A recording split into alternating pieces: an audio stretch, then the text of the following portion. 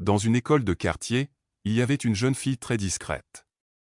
Toujours assise au fond de la classe, elle parlait rarement. Elle portait les mêmes vêtements chaque semaine, et à l'heure du déjeuner, sa place restait vide.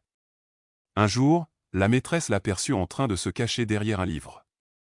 Elle grignotait un morceau de pain sec. La maîtresse s'approcha et demanda doucement « Pourquoi n'apportes-tu pas de vrai repas ?»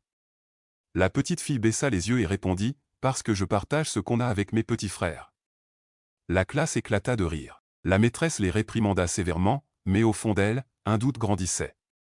Quelques jours plus tard, un après-midi de pluie, la maîtresse décida de la suivre en secret.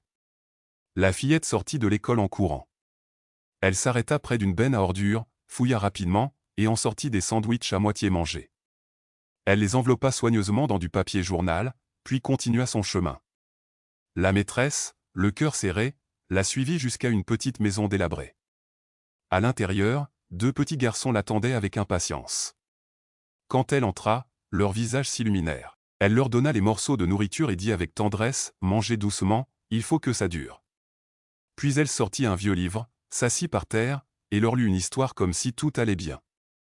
La maîtresse sentit ses yeux s'embuer. Elle comprit alors que derrière le silence de cet élève se cachait un courage immense, et un cœur débordant d'amour.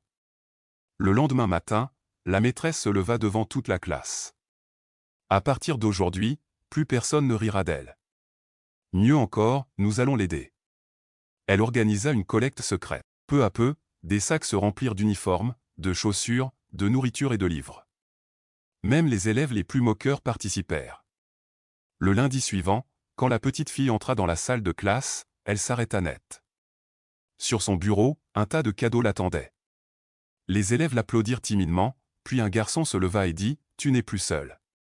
Tu fais partie de nous. » Pour la première fois, la petite fille sourit. Un sourire timide, fragile, mais qui bouleversa toute l'école.